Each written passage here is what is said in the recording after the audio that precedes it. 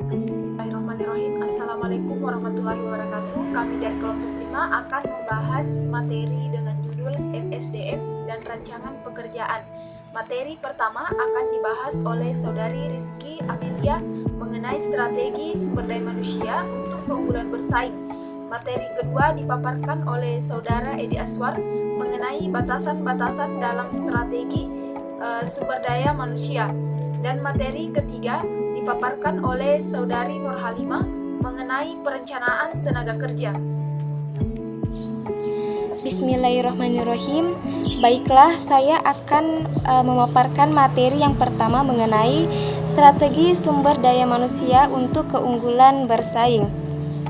Tujuan dari strategi sumber daya manusia adalah mengelola tenaga kerja dari merancang pekerjaan sehingga orang-orang dapat diberdayakan secara efektif dan efisien. Seiring kita memusatkan perhatian pada strategi sumber daya manusia, kita juga harus pastikan bahwa orang-orang yang pertama diberdayakan secara efisien dalam batas-batas keputusan manajemen operasi lainnya. Yang kedua adalah memiliki kualitas lingkungan kerja yang memadai dalam atmosfer yang penuh dengan komitmen dan kepercayaan antar satu dengan yang lain. Kualitas lingkungan kerja berarti sebuah pekerjaan ini tidak hanya cukup aman dan cukup bayarannya, tetapi juga dalam memadahi persyaratan baik itu fisik maupun psikologis. Nah, komitmen bersama di sini maksudnya baik manajemen maupun karyawan berjuang bersama-sama mencapai tujuan yang diinginkan. Kepercayaan bersama itu tercermin dari kebijakan ketenaga kerjaan yang layak dan terdokumentasi yang diterapkan secara jujur dan adil demi kepuasan manajemen karyawan. Nah, saat manajemen karyawan memiliki rasa hormat bagi karyawan dan kontribusi mereka pada perusahaan, hal ini akan membentuk lingkungan kerja yang lebih kompetitif. Demikian materi pertama yang dapat saya sampaikan. Nah, akan dilanjutkan oleh pemateri yang selanjutnya. Baiklah, saya Nur Halimah. Di sini saya akan memaparkan materi mengenai perencanaan tenaga kerja. Perencanaan tenaga kerja adalah cara menentukan kebijakan karyawan yang berkaitan dengan stabilitas tenaga kerja, jadwal kerja, dan aturan kerja. Perencanaan kerja yang pertama itu adalah kebijakan stabilitas. Tenaga kerja stabilitas adalah tenaga kerja yang berkaitan dengan jumlah karyawan yang dipelihara oleh sebuah organisasi pada suatu waktu tertentu.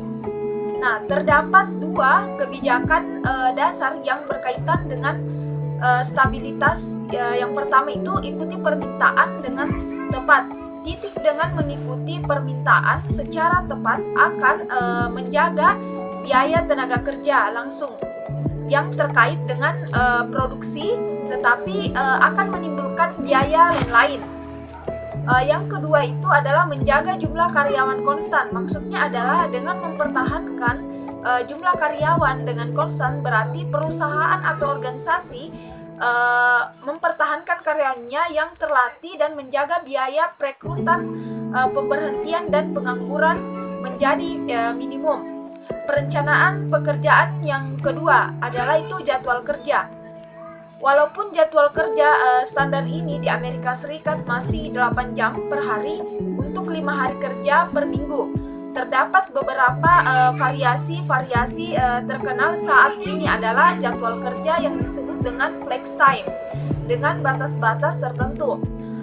Flex time artinya adalah mengizinkan karyawan untuk menentukan jadwal mereka masing-masing.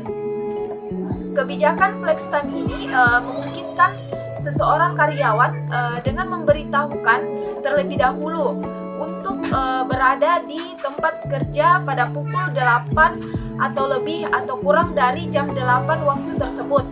Perencanaan kerja yang ketiga adalah penggolongan kerja dan peraturan kerja. Peraturan kerja, banyak organisasi memiliki penggolongan kerja dan peraturan kerja ketat yang menyatakan siapa yang dapat mengerjakan apa dan kapan mereka dapat mengerjakannya, dan dalam kondisi seperti apa mereka dapat mengerjakannya. Hal seperti ini sering merupakan hasil dari adanya tekanan serikat kerja. Itulah pemaparan materi dari kami mengenai manajemen sumber daya manusia dan rancangan pekerjaan. Kurang lebihnya mohon dimaafkan. Wassalamualaikum warahmatullahi wabarakatuh.